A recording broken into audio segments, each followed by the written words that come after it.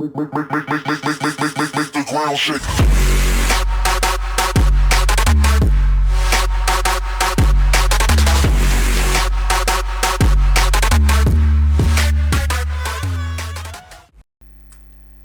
Hello everyone and welcome to the second episode of a Platoon 101.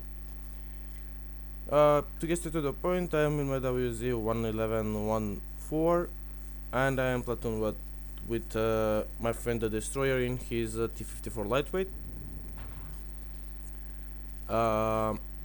It's a standard battle on Himmelsdorf, and first things first, this is not the best matchup for us. There are a lot of tier 10s, and especially for a lightweight, a map that doesn't have a single bush is not a very nice thing, but we will try to make the most out of this.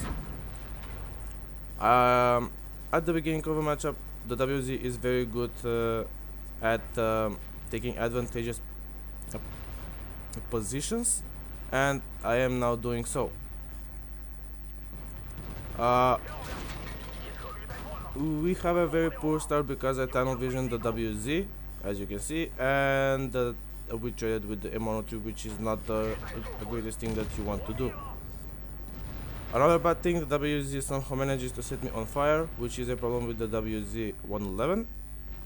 If you want a full review of this thing, I will put a link in the description down below. You can check it out. It's pretty alright. It has the mobility, it has decent enough armor, and the gun is excellent, but then again you will have to endure with the module damage on it. Now I do load heat here. For it is not needed for the E75, but an angle T100 is always a tough proposition, and look at this gun. It used to have the highest alpha at tier 9, but from the heavy tanks, but now that they are the new Japanese heavies, it doesn't, but it's still, I could say, the best gun at tier 9, because the rate of fire is exactly the same. It's slightly worse than the IS-7's gun, which is a tier higher, and it has the same alpha damage and even better aim time. So, now I am making mincemeat out of this E100 just because he is firing on the move, he is not aiming his shots, and I am just able to annihilate him at this point. The Destroyer helps me greatly with this guy, as we double tap him here. He's on 2 HP and the bad shot finishes him off. That should have been my kill. I did roll low on the second to last shot, but I don't really mind, as long as these shots help us get the victory. Now the IS-7 is trying to hurt my friend, and I simply put a shot into his side, but as you can see here, the Destroyer doesn't really need help with him, even though he is 2 tiers lower, and I just put another shot into the object 140 because he is a much a greater threat than this IS-7. The mouse is now on just a one-shot range for the enemy team, and the C5 doesn't really show me his front, and I just put a shot into his side. I am worried about this mouse here and the E5, and I know that my gun has iffy penetration, so I just load heat now. I know that for the mouse it is not a good thing, but for the E5 it got seriously over buffed, so I will happily shoot hit if I'm honest. Now you will see something great about this thing, and that is low silhouette. Look how tall the mouse is and how short this thing is. I will just pause it here. Just look at how a different our height is. I will continue this engagement from the free camera perspective.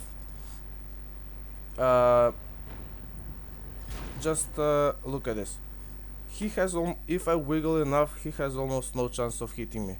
Yes, he can, but those shots are around 50-50 whether they will hit or not. You can do this in any Chinese slash Russian heavy, medium, whatever, because they are quite low to the ground and they have tough turrets.